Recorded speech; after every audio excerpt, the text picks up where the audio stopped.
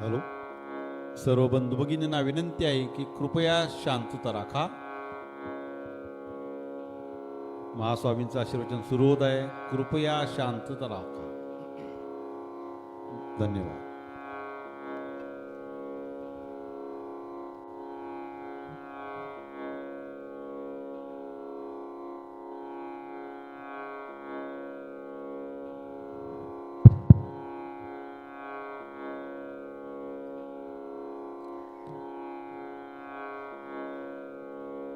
वामदेव मुखोद्भूतम नंदी गोत्रादिनायकम वृष्टिसूत्र कृतो वंदे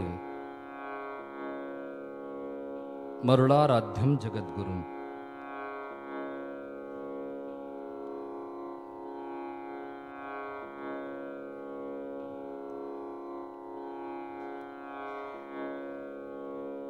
सांगली जिल्हा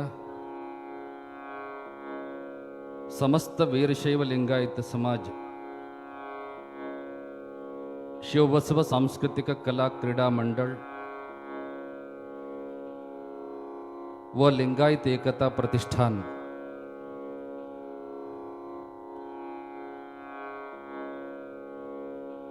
आयोजित भव्य दिव्य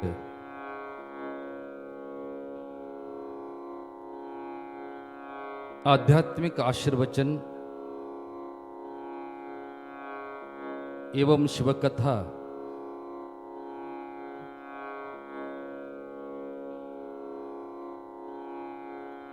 समारंभ के पावन सानिध्य ग्रहण करके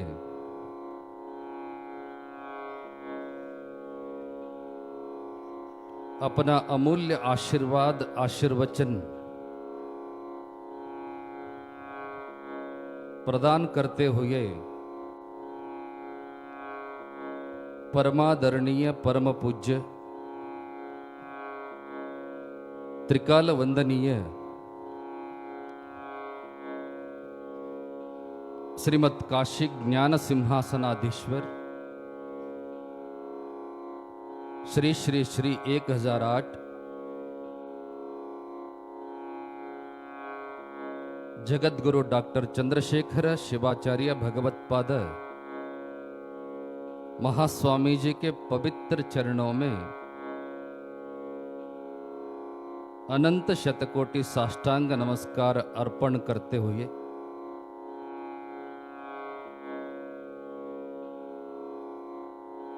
कार्यक्रम के नेतृत्व किए हुए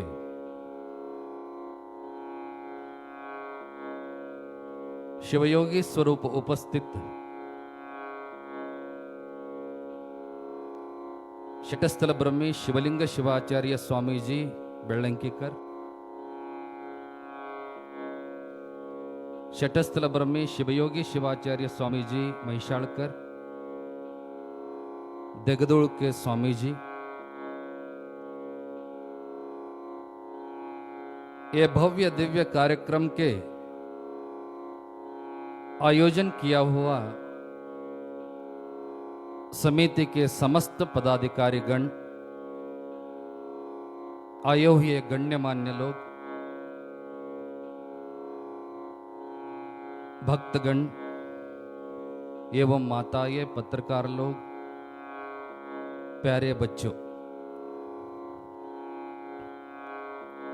प्रथमतः सम्मिलित सभी लोगों को जगद्गुरु पंचाचार्यों की तरफ से, बसवादि शिवशरणों की तरफ से अनंत मंगल आशीर्वाद प्रदान करते हैं।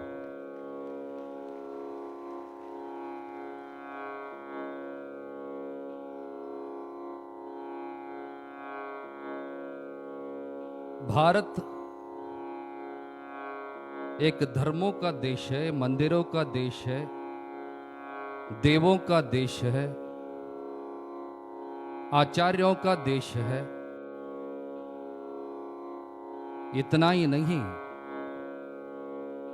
जितना संस्कृति, आचार, विचार, परंपरा हम इस देश में देखते हैं, उतना संस्कृति परंपरा दुनिया के अन्य किसी देश में हम देख नहीं सकते। भारत एक पुण्य भूमि में है, देवभूमि भी है। इस परिसर में हजारों लोग संतों महंतों ने अपनी साधना, तपश्चर्या, पूजा और त्याग बलिदान की वजह से यह परिसर को, इस धरती को पुण्यमयी बनाया है। इसलिए दुनिया के सारे देशों के देशवासियां भारत को अत्यंत पवित्र भूमि माना जाता है। पाश्चात्य देशों में हम देखते हैं, देव से ज्यादा अपनी देह को प्यार करने वाले लोग वहां मिलते हैं। समझ रहे हैं ना? देव से ज्यादा अपनी शरीर को, देह को प्यार करने वाले लोग वहां मिलते हैं। मगर इस दुनिया में एक देश के देशवासियां ऐसा है, वो लोग अपनी देह को प्यार नहीं करते बल्कि देव को प्यार करते हैं। वो लोग हैं भारत के लोग हैं। देव के लिए, गुरु के लिए, धर्म के लिए क्या क्या नहीं करते आप लोग। उपवास, व्रत, नियम, पूजा पाठ, पदयात्रा, रथोत्सव, यात्रा। आज जो इतना बढ़िया सांगली शहर के जिला के धार्मिक इतिहास में स्वर्ण अक्षरों से लिखे जाने वाले कार्यक्रम भी कर रहे हैं, आचार्यों के आशीर्वाद के लिए, गुरु के आशीर्वाद के लिए, धर्म की परंपरा का रक्षा करने के लिए और आचार विचार का पालन करने के लिए। इसलिए भारत को कहते हैं देवभूमि, आचार्य भूमि, धर्म भूमि। स्वामी विवेकानंद जी अपनी एक वक्तव्य में कहे गए, दुनिया के सारे देशों को दोड्डण्णा, दोड्डप्पा ऐसे कहते हैं। हमारा देश को दोड्डण्णा नहीं कहा गया, दोड्डप्पा नहीं कहा गया। हमारे देश को कहा गया जननी की गौरव की तरफ से, माता के गौरव की तरफ से, जननी जन्मभूमिश्च स्वर्गादपि गरिये से ऐसे कहते हुए भारत को भारत माता कहलाया गया। इस दुनिया में एक ही ऐसा देश है जननी के प्रतीक, माता पार्वती के प्रतीक, शक्ति के प्रतीक, देश के नाम को पुकारे जाने वाला एक ही देश है, वो भारत देश है। विवेकानंद जी कहते हैं, पाश्चात्य लोगों में जो जन्म दिया हुआ माता को छोड़ के बाकी महिला लोगों को भोग दृष्टि से देखने वाले संस्कृति वहां है, तो हमारे देश में, हमारे भारत देश में ऐसा संस्कार है, धर्मे च अर्थे च कामे च नात्य चरा में ऐसे प्रतिज्ञा पूर्वक पाणी ग्रहण करते हुए अपना धर्म पत्नी को छोड़ के बाकी महिलाओं को, औरत लोगों को मां की दृष्टि से और बहन की दृष्टि से देखने वाले संस्कृति भारत देश में है।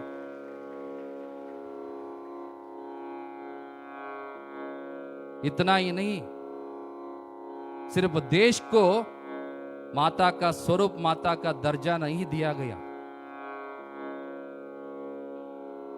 वो लोग कहते हैं जो आश्रय दिया हुआ इस धरती को अर्थ बोलते हैं, मिट्टी बोलते हैं, मगर हमारे देश में इसको मिट्टी नहीं कहा गया, धरती नहीं कहा गया। इस देश को भी जो जन्म दिए हुए मां को जितना गौरव देते हैं, उतना ही गौरव इस धरती मां को भी दिया हुआ संस्कार भारत देश में। हमारे बुजुर्ग लोग, हमारे आचार्य लोग समझ गए थे, जितना श्रेष्ठता जन्म देने वाले मां को देना चाहिए, उतना ही श्रेष्ठता, उतना ही गौरव, मान, सम्मान जो अन्नदान देने वाले धरती मां को भी देना चाहिए। थोड़ा सोचिए, इस धरती के बारे में हम सभी को जागृति होना आवश्यक है। सारे जगह कंक्रीट बनाया जा रहा है। एक चम्मच मिट्टी बनाने के लिए कितने साल लगते हैं वो सोचना चाहिए।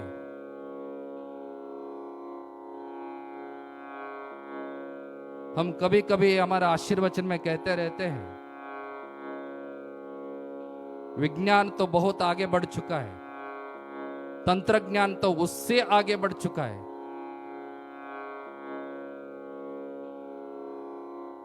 आकाश में चिड़िया जो फ्लाई करते हैं ना, वो देख करके एरोप्लेन संशोधन हुआ। पानी में मछली तैरते देखते हुए शिप का संशोधन हुआ। विज्ञान इतना आगे आ चुका है, आप सभी लोगों को पता है। पहले ब्लैक एंड व्हाइट टीवी रहा करता था। टीवी जितना बड़ा रहता था, आपको पता है, उसको डूम टीवी बोलते थे, डूम ही बोलते थे ना। उसका पेट इतना बड़ा रहता था, लोगों का पेट कम था। आज टीवी स्लिम हुआ है, लोगों का पेट बढ़ गया है। सही है ना? तब लोग श्रम करते थे, कोई भाग्य नहीं था, कोई उचित नहीं था, अपनी खाना खुद कमाना पड़ता था। आजकल सभी लोग दूसरों पे डिपेंड है। वो छोड़िए, टीवी में बदलाव हुआ, HD आया, 3D आया, UHD आया, टीवी का साइज और जो पेपर जैसा टीवी भी आ चुका है। इतना ही नहीं, पहले लैंडलाइन फोन हुआ करता था, जहां फोन रहा करता था वहीं सभी आकर के बात करना पड़ता था।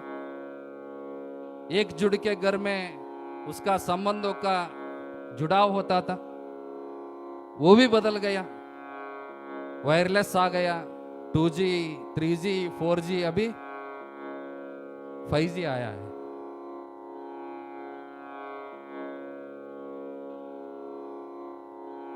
पहले एक ही डॉक्टर हुआ करता था, शरीर में जितना अंग है, जितना हिस्सा है, वो सभी रोगों का इलाज एक ही डॉक्टर करता था। आज ऐसा है क्या? जितने शरीर का भाग है, वो सभी भाग के लिए, एक एक भाग के लिए एक एक डॉक्टर है। दांत का डॉक्टर ही अलग है, आंखों का डॉक्टर ही अलग है, सभी अलग अलग। रोग भी बढ़ने लगा है, औषध भी बढ़ा है। साथ ही साथ क्लोनिंग टेक्नोलॉजी भी आया है। क्लोनिंग मतलब तद्रूपी सृष्टि, बटाने का सृष्टि हुआ। आप सभी लोग जानते थे 30 साल 40 साल पहले बिना मां बाप बच्चे पैदा होता है ऐसे सुना नहीं करते थे। कालज्ञान में था, वो भी सच हो गया। IVF आया, प्रणाल शिशु तंत्रज्ञान आया, सुपर कंप्यूटर संशोधन हुआ, रॉकेट चढ़ाया गया, उपग्रह चढ़ाया गया। इस सारी चीजों में हम तंत्रज्ञान में इतना माहिर होते हुए भी एक चीज आज तक हमको पुनरुत्पत्ति और पुनर्सृष्टि नहीं कर सके, आगे भी नहीं कर सकेंगे, वो है इस मिट्टी और धरती। जितना शक्ति इस मिट्टी और धरती में है ना, वो शक्ति बाकी किसी चीज में, किसी व्यक्ति में नहीं है। आप लोग दुकान जाते हो, दुकान के सामने बोर्ड लगाया जाता है, 2 चीज लिया तो तीसरा फ्री, 3 लिया तो चौथा फ्री, ऐसे लगाया जाता है। हम इस मंच के द्वारा कोई ऐसा व्यक्ति आगे आए, चाहे वो पवाड़ पुरुष हो, तत्वज्ञानी हो, विज्ञानी हो, कोई भी हो, एक दाना हम देते हैं उसके हाथ में, ज्यादा नहीं, 2 बना के हमारे हाथ में वापस दे। हो सकता है क्या? हो सकता है? मुमकिन नहीं है, नामुमकिन है। मगर एक ऐसा मां है, धरती मां है, आप जो किसान लोग प्रार्थना करते हुए जो दान देते हैं ना, एक दाना स्वीकार करते हुए 100 से ज्यादा, हजारों दाना अपनी परोपकार दृष्टि से हम सभी लोगों को देने वाले एक ही है, वो धरती मां। धरती में ये शक्ति किसी और व्यक्ति और चीज में नहीं है। इसलिए ये जो धरती मां के अंदर जो शक्ति है, उसको भारत के जो पूर्व लोग हैं, पूर्वज है, आचार्य लोग हैं, वो जान करके अपनी मां को जितना मान सम्मान देते हैं, उतना ही मान सम्मान धरती मां को दिया हुआ एक ही राष्ट्र और राष्ट्रवासिया है, वो भारत के लोग हैं, भारत के लोग। स्वतः श्री रामचंद्र जी 22 तारीख तो इस दुनिया, भारत देश के सारे देशवासियां इतनी सालों से, इतनी सदियों से, इतनी समय से राह देखते हुए वो सुवर्ण समय आ रहा है। श्री रामचंद्र जी कहते हैं, जननी जननम जन्मभूमिश्च स्वर्गादपि गरीयसे। सिर्फ धरती को मां नहीं कहा, हमारे संस्कार, हमारी संस्कृति, हमारे लोग जो पीने वाले हर बूंद के पानी को गंगा माता कहा गया। मतलब पानी में भी स्त्री शक्ति का स्वरूप देखने का जो स्वभाव है, भारत के देशवासियों का स्वभाव। वो लोग सुबह ब्रेकफास्ट खाते हैं, दोपहर को लंच बोलते हैं, रात को डिनर कहते हैं। मगर हमारी संस्कृति ऐसा है, जो भी मां के हाथ से एक तुत भी प्रसाद जो देते हैं ना, खाना देते हैं ना, उसको अन्नपूर्णा का महाप्रसाद कहलाते हुए स्वीकार करना जो संस्कृति है, वो भारत देश में। जो प्रकृति की भगवान से दिया हुआ हर चीजों में मां का आशीर्वाद देखने का जो स्वभाव है, वो भारत देश के हर देशवासियों में स्थित हुआ है। ऐसे भारत देश एक विविधता में एकता देखने वाले, अनेकता में ऐक्यता पाने वाले और बहुधर्मीय, बहुदेवता आराधना करते हुए, इतना सारे वेद रहते हुए भी अपना जो तत्व ज्ञान, ज्ञानामृत हमेशा पूरे दुनिया को प्रसरण और आशीर्वाद देते हुए आया है। यहां आप सभी लोग बहुत बढ़िया कार्यक्रम का आयोजन किया है। हम समझते हैं ज्यादातर लोग वीर शैव लिंगायत के लोग ही यहां पर उपस्थित है।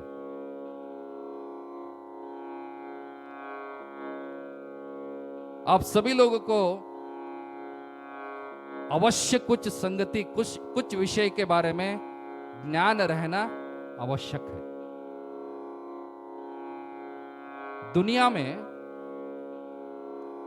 बहुत सारे धर्मों का सृष्टि हुआ और अंत भी हुआ। सभी धर्मों में एक व्यक्ति का संस्कार देने का जो समय होता है वो जनन होने के पश्चात होता है।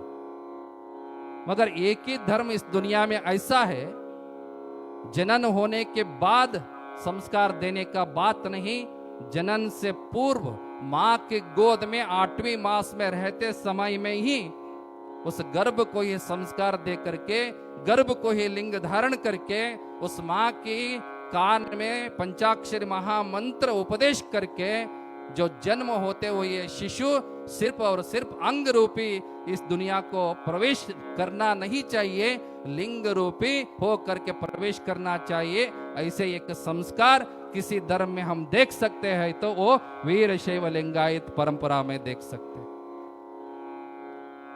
प्रसव पूर्व संस्कार कहा जाता है, एक विशेषता है।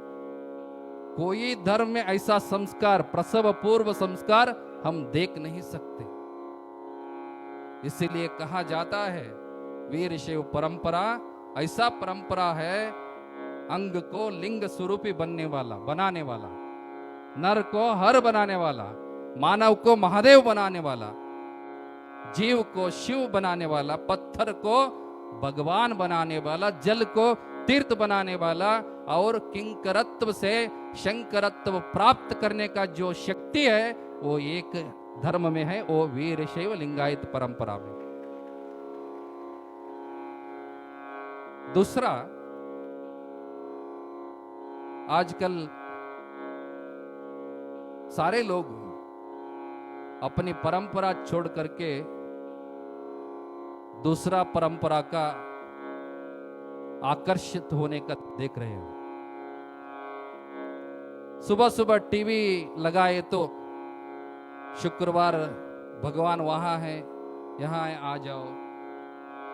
भानुवार देखा तो भगवान इधर है, आ जाओ। ऐसे बुलाने वाले लोग भी हम देख सकते हैं।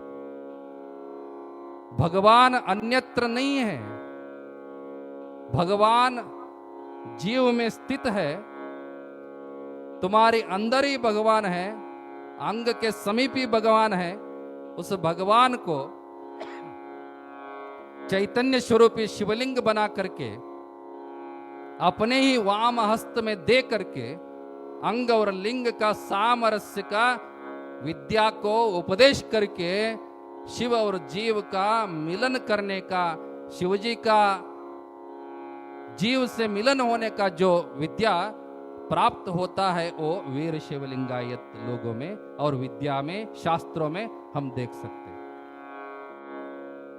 अवश्य ध्यान रहना चाहिए, वीर शैव लिंगायत लोगों का जो परम श्रेय, परमोच्च, परम स्थान देना है वो अपने गले में धारण किया हुआ लिंग को ही देना है, अन्यत्र दैव नास्ति। एक उदाहरण देने के लिए हम चाहते हैं, यहां पर काशी जगत गुरु सानिध्य ग्रहण किए। कुछ साल पहले आजकल जो रशिया और यूक्रेन मध्य जो युद्ध चल रहा है ना, वो यूक्रेन देश को प्रवास किया था महास्वामी जी। वहां पर बहुत सारे लोग जो योग शिक्षक थे, 300 से ज्यादा लोग महास्वामी जी की प्रवचन से, आशीर्वचन से प्रभावित होकर के वीर शैव धर्म स्वीकार करके लिंग धारण प्राप्त किया।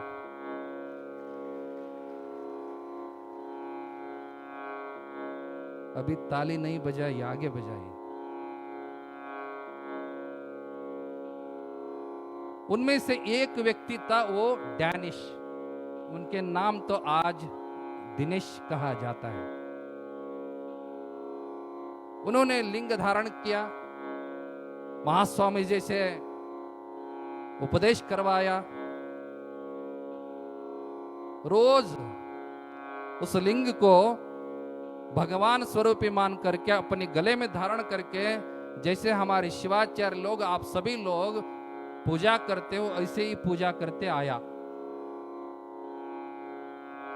कोई भी अपनी YouTube में जा करके उसका नाम डालो, जितना वैदिक गण, पुरोहित गण, शिवाचार्य गण अत्यंत सुस्वर स्पष्ट रूप से रुद्र मंत्र पठन करते हैं, वैसा ही शास्त्रीय मंत्र पठन वो दिनेश करता है। वो विदेशी परिवर्तित वीरशैव। कुछ महीने बीत गया, उनके मित्र लोग घर आया दिनेश के घर। आ करके दिनेश को पूछा, आजकल तुम भगवान का दर्शन करने के लिए चर्च क्यों नहीं आ रहे हो? तब डैनिश पूछता है अपने मित्र लोगों से, भगवान कहाँ है? Where is God? मित्र लोग कहते हैं, भगवान तो कहाँ है? चर्च में है। प्रायश्चित प्रार्थना करने के लिए आना चाहिए तुम हर भानुवार को। भगवान तो चर्च में है। तब ये विदेशी परिवर्तित कन्वर्टेड वीर शैव लिंगायत डैनिश अपने मित्र लोगों को कहता है, god is no where, god is with me, I am the walking temple. ऐसे डैनिश कहता है।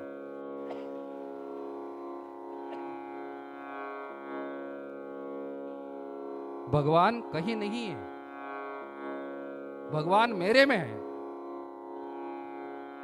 जो मेरे अंदर रहा हुआ भगवान को गुरु ने संशोधन करके निकाल करके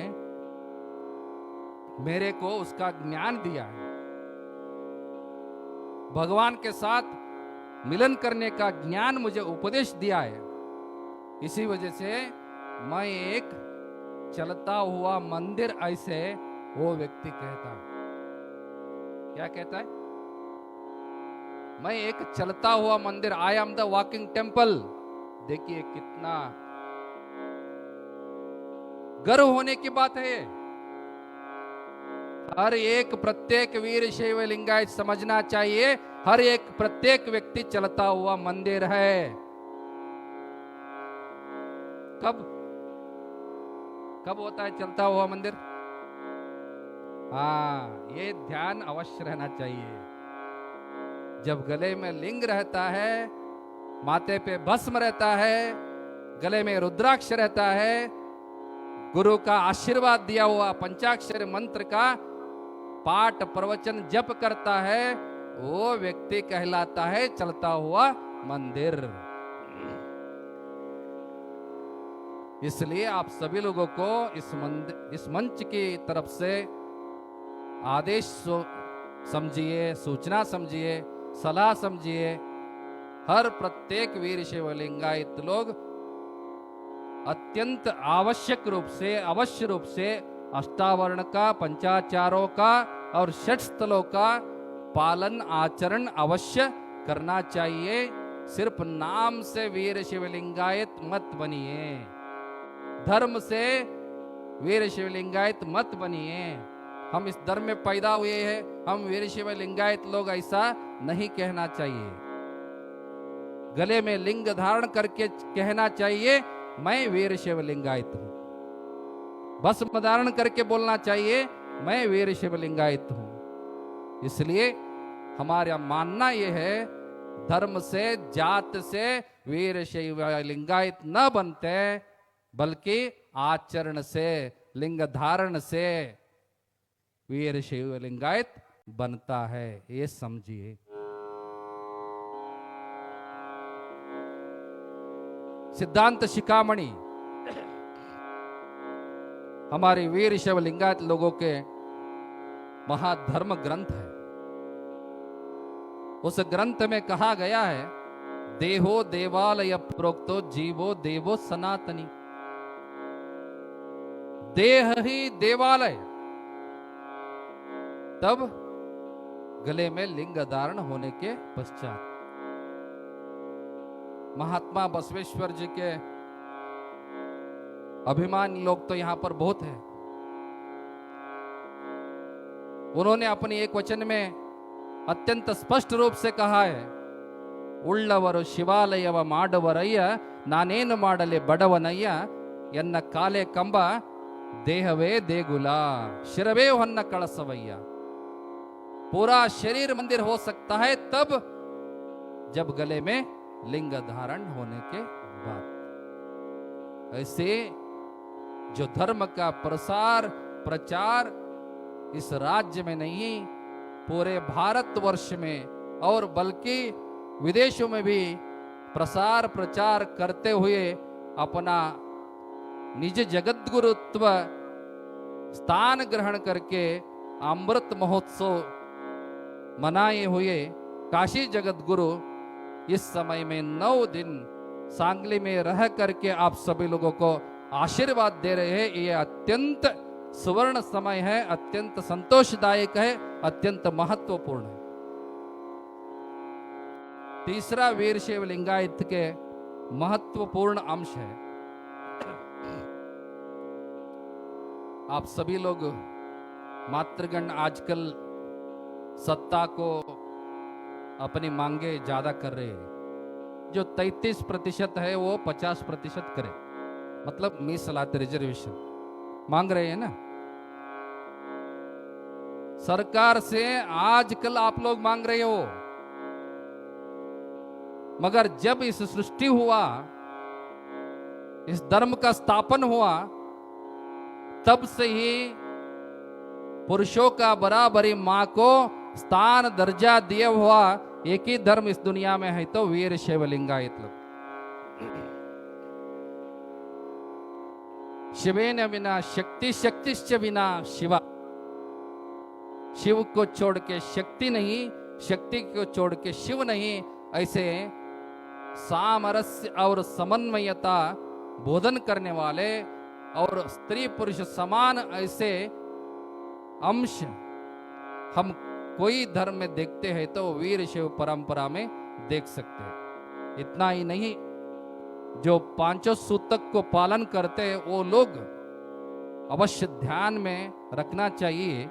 जो जनन सूतक, मरण सूतक, उच्चिष्ट सूतक, जाति सूतक और प्रसूति सूतक और रजो सूतक, ये सारे सूतक जो माता लोग लिंग धारण होते हैं वो माता को ये सारी सूतका से मुक्त है ऐसे समझना चाहिए।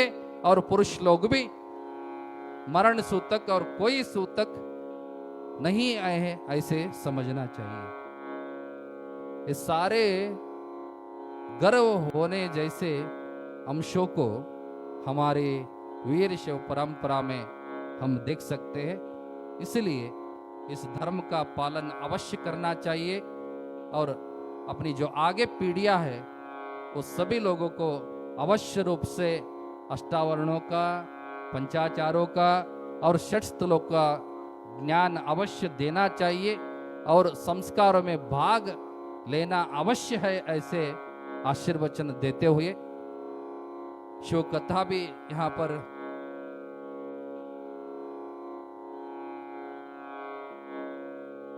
संपन्न हो रहा है। शिवजी 33 कोटि देवताओं में से अत्यंत श्रेष्ठ देव माना जाता है, देवों का देव महादेव। ऐसे आप सभी लोग समझते होंगे जो त्रिमूर्ति कहलाते हैं हम, ब्रह्मा, विष्णु और महेश्वर। ब्रह्मा तो ब्रह्मलोक के अधिपति है। ब्रह्मा के पत्नी के नाम क्या है? हमारा पत्नी का नाम ही याद नहीं रहता। ब्रह्मा का पूछे तो कहां से ढूंढना चाहिए? आपको ही पता नहीं है तो अपनी पीढ़िया को कैसे ज्ञान देंगे? सरस्वती, शारदा, विद्यादि देवता सरस्वती ब्रह्मा के धर्मपत्नी है। अगले साल नहीं तो जब भी आगे आएंगे ना, ये प्रश्न पुनः पूछेंगे, तब उत्तर देना हो। ब्रह्मा के पत्नी के नाम क्या है? सरस्वती। आप तो कभी कभी अपनी पति को कुछ तो मांगते ही रहते हैं रोज घर में। सरस्वती एक बार अपनी पति से मांगे, तुम तो सृष्टि करता है, सभी लोगों का विधि लिखित करने वाले ब्रह्मा हो, ऐसे करते करते धर्म पत्नी को भूल रहे हो, इसलिए मुझे आज एक वर चाहिए आपसे। कैसा वर चाहिए? हमेशा आपके साथ रहना है, इसलिए आपके शरीर में मुझे रहने के लिए एक जगह चाहिए, ऐसे सरस्वती मांगती। ब्रह्मा सोचता है सरस्वती तो विद्यादि देवते, शास्त्रादि देवते, सब शास्त्रों की मालकिन है, जो भी बोलती है वो वेद कहलाता है, वाग्देवी। इसलिए ब्रह्मा अपनी जिह्वा में शारदा को स्थान ग्रहण करने के लिए वर प्रदान करता है। याद रखिए, ब्रह्मा शारदा को कहां वर प्रदान किया? अपनी जिह्वा में।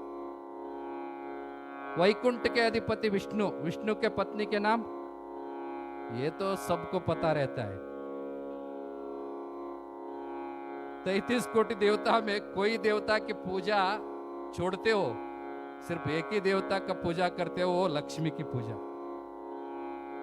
क्योंकि लक्ष्मी के बिना कुछ नहीं है ना। कांचाणम कार्य सिद्धि, सर्वे गुणाः कांचनम आश्रयन्ते। लक्ष्मी भी अपनी पति विष्णु से मांगती है, मुझे भी आपसे एक वर चाहिए। विष्णु सोचता है वो प्रेम की देवता भी है विष्णु, लक्ष्मी रही तो मैं लक्ष्मीपति बन जाऊंगा, ऐसे सोच करके अपनी वध्यस्थल हृदय में स्थान ग्रहण करने के लिए आशीर्वाद प्रदान करता है विष्णु। ब्रह्मा शारदा को कहां वर दिया? जिह्वा में। विष्णु लक्ष्मी को हृदय में। आखिर बचा कौन? पार्वती। पार्वती परमात्मा से पूछती है, वो दोनों भी अपनी पतियों से वर प्राप्त किया है, मुझे भी आपसे वर चाहिए। आप तो भक्तों के देवता है, कहाँ रहता है पता नहीं, स्मशान में रहते हो, कैलाश में रहते हो, मंदिर में रहते हो, गले में रहते हो, पता नहीं है, पर जहां भी रहे आपके साथ रहना मेरा कर्तव्य है। इसलिए जैसे उनको वर प्राप्त हुआ है, ऐसे ही आपके साथ हमेशा मुझे रहना चाहिए, ऐसे आपके शरीर में एक जगह चाहिए, ऐसे पार्वती मांगती है। तब शिवजी बोलता है, जितना पागल हो तुम मांगना बड़ी बात नहीं है, मेरा देना बड़ी बात है। एक जगह नहीं, इस सृष्टि की सृष्टि होना है तो सिर्फ मेरा प्राधान्यता नहीं है, शिव और शक्ति का मिलन से ही इस सृष्टि हुआ है। शिव शक्ति समुत्पन्न जगत सृष्टि कारिणी, ऐसे कहा जाता है शास्त्रों में। इसलिए जितना ही जो मान सम्मान शिव जी को मिलता है, उतना ही मान सम्मान शक्ति को भी मिलना चाहिए। एक जगह नहीं, एक स्थान नहीं, पूरे मेरे शरीर का आधा हिस्सा तुम्हें प्रदान करता हूं, ऐसे शिवजी पार्वती को आशीर्वाद प्रदान करता है। उस दिन से अर्ध अंग धारण करने की वजह से पार्वती अर्धांगी हो गई, परमात्मा अर्धनारीश्वर हो गए। इसलिए शिवजी को देवों का देव महादेव कहता है। वागर्ताविव संपृक्तो वागर्त प्रतिपत्तये जगतः पितरौ वंदे पार्वती परमेश्वरो। इस दुनिया के माता पिता का जो मान सम्मान देते समय हम कोई भी किन्हीं देवता का उदाहरण देते हैं तो वो पार्वती परमेश्वर का ही उदाहरण देते हैं। उतना ही नहीं, जो भी 50 साल 60 साल अपने आदर्श दाम्पत्य किए हुए जो दंपति लोगों को कोई लोग देखते हुए कहते हैं, आप ऐसे दिख रहे हो, पार्वती परमेश्वर जैसे दिख रहे हो। मतलब आदर्श दाम्पत्य और माता पिताओं का जो मान सम्मान है वो शिव और पार्वती को ही जाता है, इसलिए देवों का देव महादेव कहा गया है। ऐसे शिव जी का भी शिव कथा यहाँ संपन्न हो रहा है। महास्वामी जी 9 दिन का समय निकाल करके अपना अमूल्य समय को सांगली लोगों के लिए, सांगली धर्मीय लोगों के लिए दिया हुआ है। ये बड़ी बात है। हमारे हिसाब से जो पांचों पीठों की जगत गुरुओं में अत्यंत श्रेष्ठ स्थान ग्रहण करके पंचाचार्यों का जो प्रचार प्रसार वीर शिव धर्म का जो महाग्रंथ है सिद्धांत शिखामणि का, सिर्फ और सिर्फ कन्नड़ भाषा नहीं, संस्कृत भाषा नहीं, भारत देश के 19 भाषाओं में भाषांतरण करके और विदेशी भाषाओं में 3 भाषा में भाषांतर करके पूरे विश्व में, पूरे दुनिया में वीर शिव धर्म ग्रंथ सिद्धांत शिखामणि का तत्वामृत प्रसार किया हुआ एक ही परम श्रेष्ठ जगत गुरु है। वो काशी के जगत गुरु डॉक्टर चंद्रशेखर शिवाचार्य महास्वामी जी है। वो संतों के लिए, युवा संतों के लिए, जगत गुरुओं के लिए, शिवाचार्यों के लिए, आचार्यों के लिए अत्यंत आदर्श जगत गुरु स्वामी जी महास्वामी जी हो तो वो काशी के जगत गुरु। हमें मानना है, हमको तो स्वतंत्रता मिला है 1947 को, भारत स्वतंत्र हुआ 1947 में। उसी 47 में एक और महाव्यक्ति का जन्म हुआ, वो काशी जगत गुरु डॉक्टर चंद्रशेखर शिवाचार्य महास्वामी।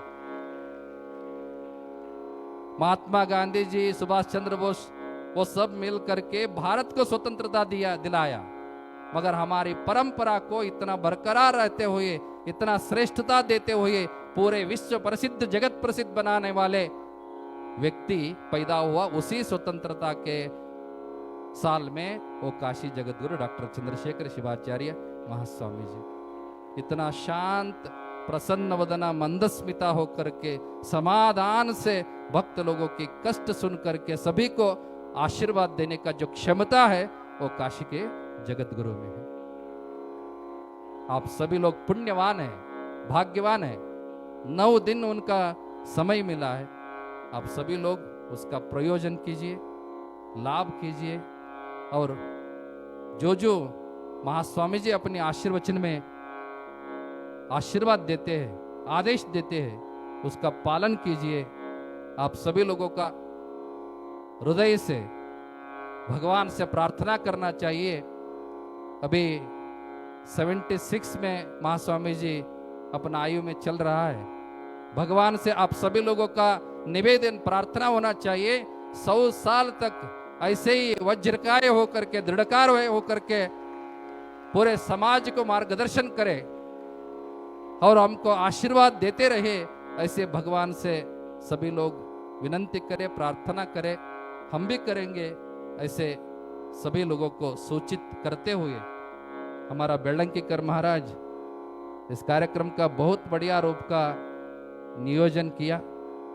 काशी महास्वामी जी कह रहे थे 20 साल के बाद सांगली में उनका एक कार्यक्रम चल रहा है। समाज तो बहुत बड़ा है।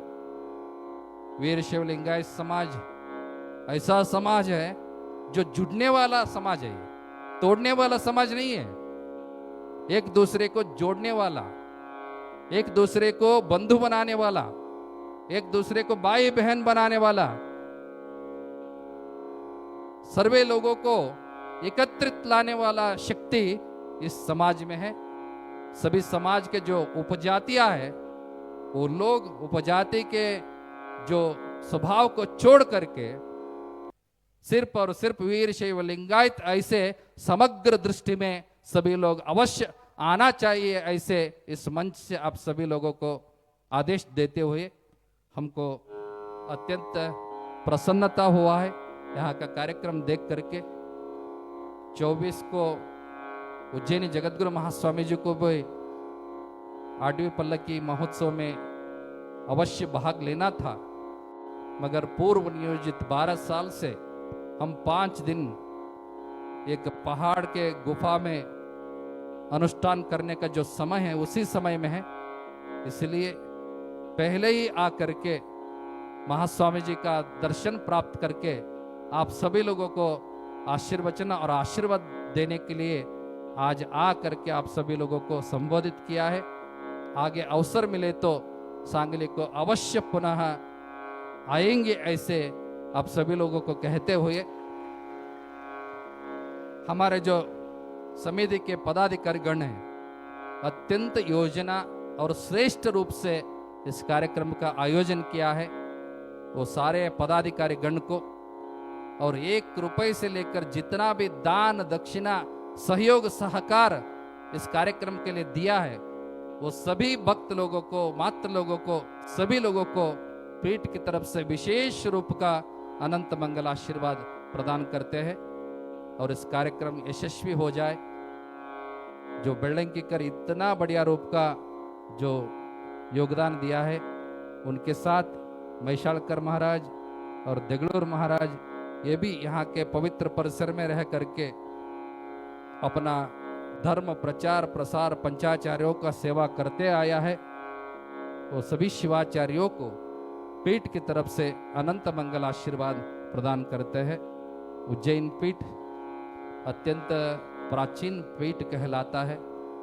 8वीं सदी से पहले मध्य प्रदेश उज्जैन में रहा करता था। आजकल 8वीं सदी के बाद जो कर्नाटक के विजयनगर जिला कोट्टूर तालुक के बाजू में 15 किलोमीटर दूर में उज्जैन में स्थित है। बहुत अत्यंत पुरातन मरुड़ सिद्धेश्वर जी का मंदिर है। बहुत सारे लोग यहाँ वहाँ आकर के वो स्थाना अधिपति मरुड़ सिद्धेश्वर का आशीर्वाद प्राप्त किया है।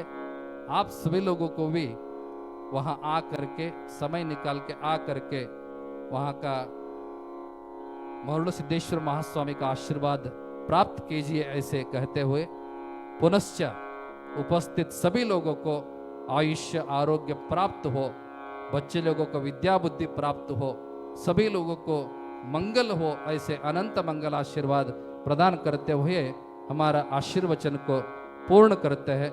ओम शांति शांति शांति। श्रीमद जगतगुरु पंचाचार्य महाराज की, श्रीमद जगतगुरु पंचाचार्य महाराज की।